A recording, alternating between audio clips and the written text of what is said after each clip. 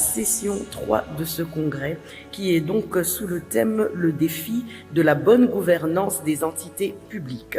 Le premier panel de cette troisième session est donc le panel 6, qui est sous la thématique « Le statut et la désignation des dirigeants de l'entité publique, besoin de réformes pour combattre les conflits d'intérêts ».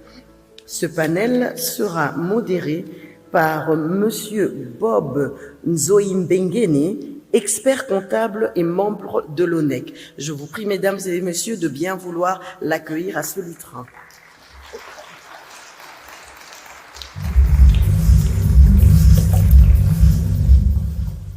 Merci madame pour la parole.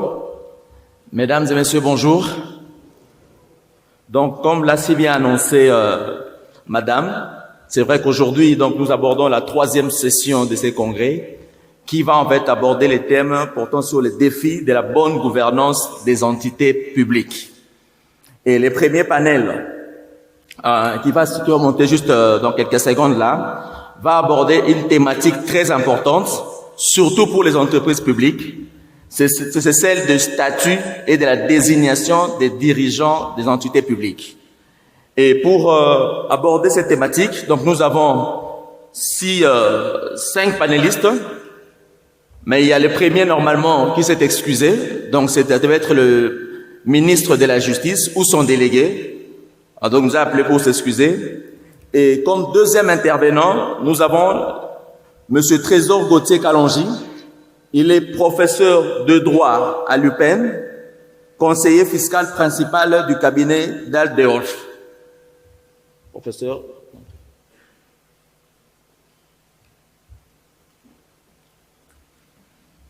Comme deuxième intervenant, présent bien sûr, nous avons Monsieur Christian Migan, qui est expert comptable et ancien enseignant à Grenoble.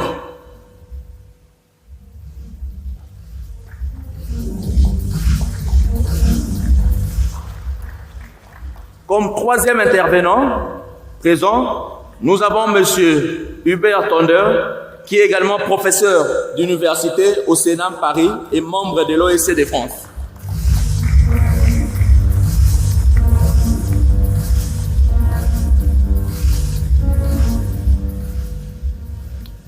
Il y a un quatrième intervenant, c'est le professeur Michel De Wolf, qui est en route normalement, donc il va nous rejoindre pendant que nous allons déjà lancer les débats. Ah, il est là. Ah, c'est bon.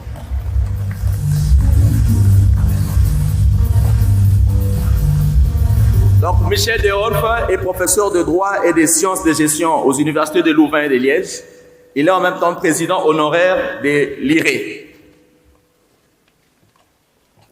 Alors, pour revenir un peu au sujet de ces panels, je crois qu'il est important, avant même d'aborder la question relative à la désignation des dirigeants et leur statut, de revenir un peu sur le thème principal.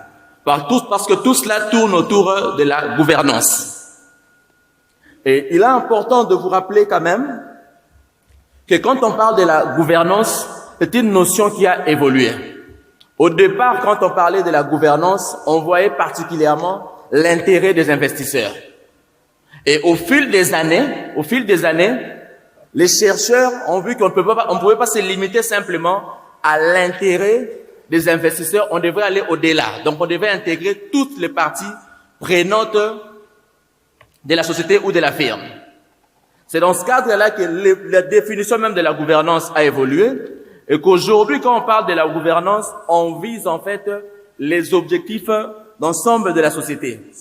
Donc, si je peux prendre une ou deux définitions, il y a une de définitions qui dit clairement que la gouvernance d'entreprise traite du système de règles, contrôle et d'incitation mises en place pour limiter et empêcher les fraudes et surtout empêcher également les conflits d'intérêts au sein de l'entreprise, donc les prévenir. Et il y a une autre définition beaucoup plus large que même certaines institutions financières utilisent à travers le monde.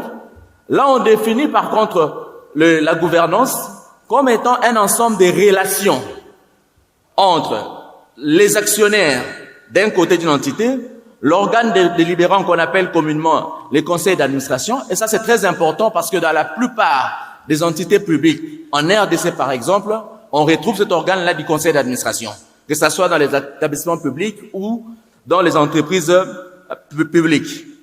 Et cette relation-là ne se limite pas simplement entre les actionnaires et l'organe délibérant, et même l'organe exécutif et toutes les parties prenantes, qui instaure en fait un cadre dans lequel les objectifs, comme je l'avais dit, sont normalement définis et les moyens qui sont mis en place pour atteindre ces objectifs-là.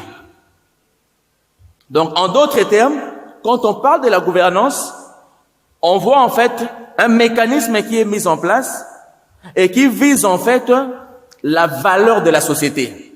Parce que toutes les parties prenantes autour de la société tiennent à cet élément-là qui est un élément important. Et beaucoup d'auteurs d'ailleurs l'ont démontré pour dire qu'aujourd'hui, la mauvaise gouvernance est coûteuse pour une société. Et je crois que chez nous, ce n'est pas un secret. On n'arrête pas de le dire pour dire qu'aujourd'hui, la mauvaise gouvernance que l'on note dans certaines de nos entreprises publiques ou dans certains de nos établissements publics de la RDC coûte effectivement à ces sociétés-là ou à ces structures, à ces établissements publics. Donc, c'est comme ça qu'il est important quand même de relever ou d'identifier ces obstacles-là liés à la gouvernance pour voir comment est-ce qu'on peut améliorer la performance de nos sociétés, comment est-ce qu'on peut améliorer en fait ou encore chercher à gagner la confiance du public vis-à-vis de ces sociétés. Alors, un dispositif de gouvernance, il est important, comme je l'ai dit tantôt, qu'il soit solide. C'est important qu'il soit solide, qu'il soit efficace et surtout transparent. On ne doit pas traiter ou encore considérer le dispositif de gouvernance comme étant un dispositif secret. Ça doit être transparent. Aujourd'hui, on encourage même les sociétés, les organisations, les entreprises à publier leurs dispositifs, à mettre en fait à disposition du public leurs dispositifs de gouvernance. Et un élément important, je crois que c'est un des thèmes qu'on va aborder également dans ces panels, c'est que la gouvernance permet surtout de prévenir, comme je l'avais dit, les situations de conflits d'intérêts ou même les situations de conflits de gestion, conflits de compétences entre les différents organes statutaires d'une société.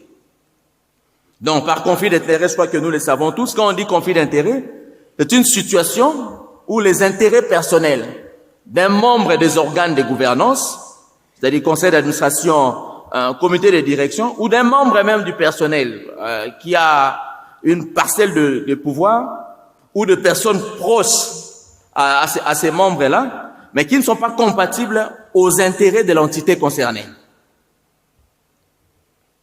Alors, en RDC, contrairement de fois à ce qu'on pense, il y a quand même pas mal de textes qui sont mis en place pour essayer en fait d'encadrer ou encore d'améliorer la gouvernance. Il y a notamment la loi qui fixe les règles relatives à l'organisation et à la gestion du portefeuille de l'État.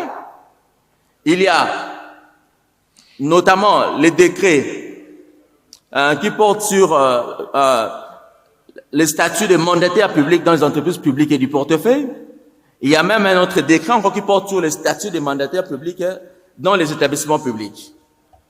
Donc, ceci dit, je vais demander au professeur Kalonji, qui est chercheur et expert, pour qu'il nous parle brièvement, je crois que je dirais en 5-10 minutes un peu, et que j'essaie un peu d'analyser de manière vraiment critique ces différents textes. J'ai évoqué certains, mais il y en a plusieurs, je crois qu'il connaît ces textes-là.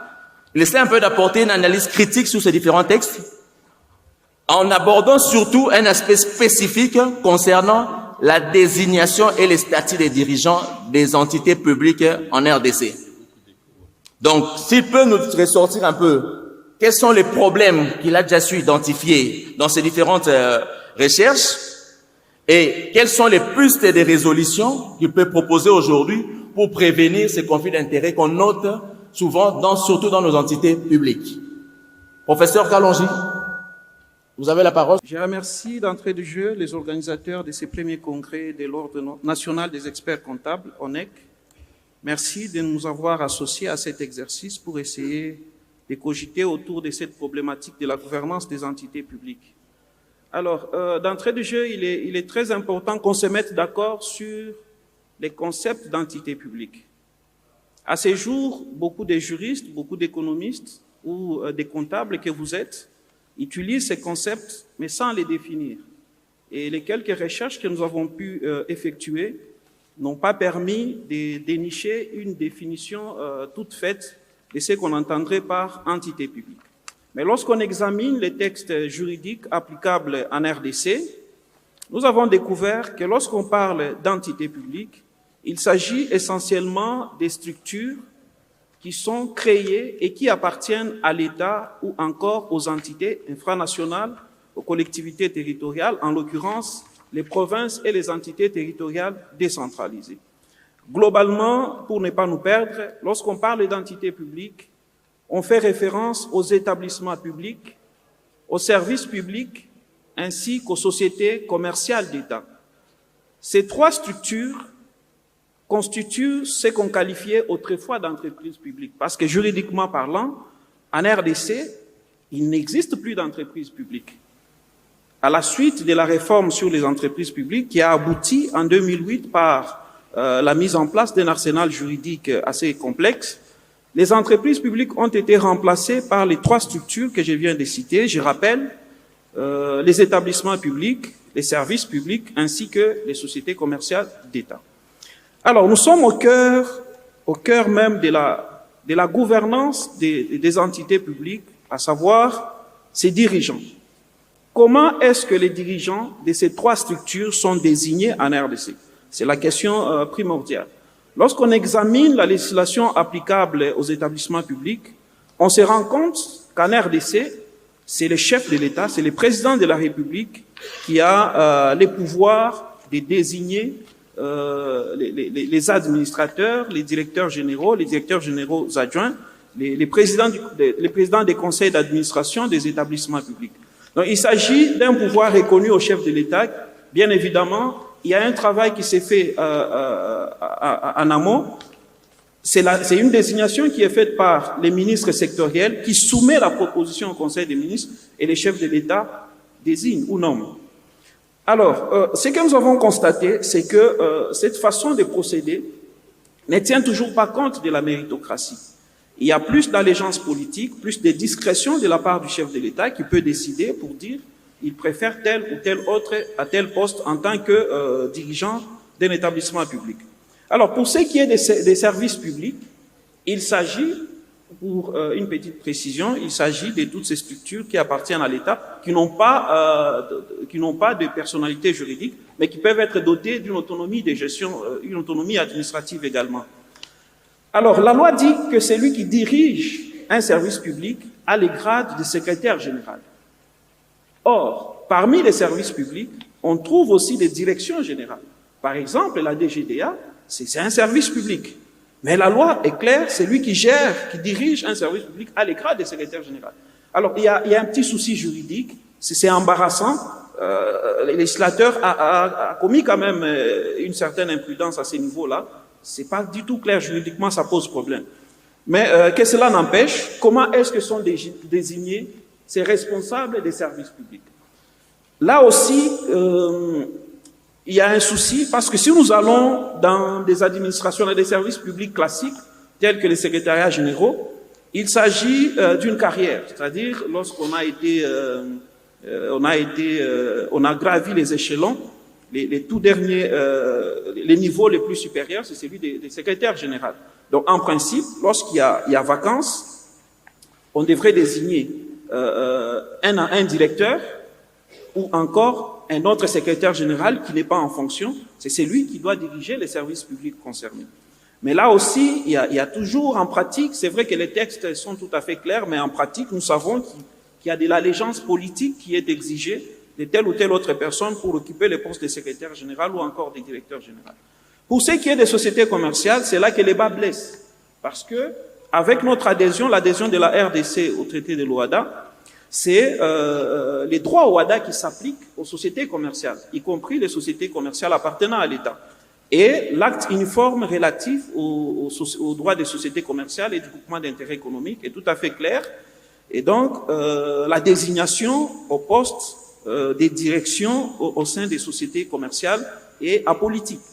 Mais lorsqu'on revient en droit congolais, il y a un marasme, c'est-à-dire que la loi permet encore au chef de l'État aujourd'hui de désigner les dirigeants, certains dirigeants des sociétés commerciales appartenant à l'État. On les appelle les mandataires publics.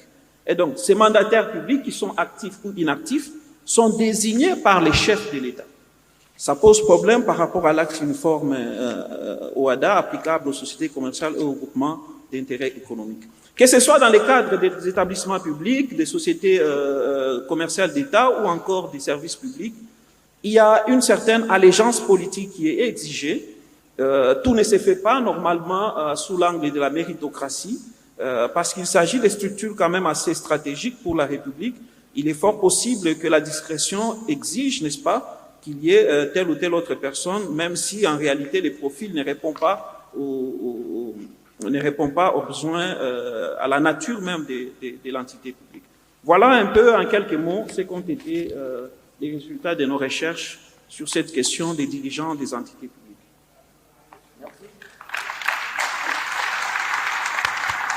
Merci, professeur Kalonji, pour votre intervention. Mais j'avais juste une question additionnelle pour vous, parce que vous l'avez souligné dans votre présentation. Vous avez dit que normalement, les sociétés commerciales, bien qu'elles soient publiques, sont assujetties également à l'acte uniforme relatif aux droits des sociétés et du groupement d'intérêt économique. Alors, qu'est-ce que vous recommanderiez aujourd'hui, en fait, au gouvernement congolais? Donc, j'aurais bien voulu que le ministère de la Justice soit là, mais malheureusement, il n'est pas avec nous. Qu'est-ce que vous recommanderiez, vous, en tant que chercheur expert dans le domaine du droit des sociétés et du droit fiscal, au gouvernement congolais pour que on observe effectivement ou qu'on respecte effectivement les dispositions de cet acte uniforme-là dans la désignation ou encore dans le statut même de mandataire des sociétés publiques? Donc, en commençant par les présidents du conseil d'administration, les membres du conseil et les membres de la direction générale, notamment DG et DGA. Écoutez, bien, il y a un processus de désengagement qui a été mis en place, qui est prévu par la législation, de telle sorte que les pouvoirs publics congolais devaient, n'est-ce pas, se dessaisir, se départir, n'est-ce pas, de cette question de la désignation des entités, des dirigeants des entités publiques. Mais comme vous le savez, dans notre pays, il y a toujours un petit souci il y a toujours un creuset entre les textes et la pratique sur terrain, ce qui fait que jusqu'à ce jour, les pouvoirs publics continuent encore à garder les rênes des commandements sur la question. Mais en principe, le processus de désengagement est prévu par la loi. L'État devait, in fine, se désengager carrément, laisser les sociétés commerciales d'État fonctionner comme les autres sociétés commerciales, en termes bien évidemment de la désignation des dirigeants. Alors, si vous me posez la question de savoir quelles recommandations je devrais faire au gouvernement, c'est d'accélérer les processus de désengagement, c'est de respecter la législation, c'est d'appliquer les textes. Les textes sont là, ils sont clairs. Il faudrait à ce moment-là qu'il y ait quand même de la volonté politique, une volonté politique non seulement affichée, mais aussi une volonté politique qui agit et dans le sens, bien évidemment, de respecter les textes.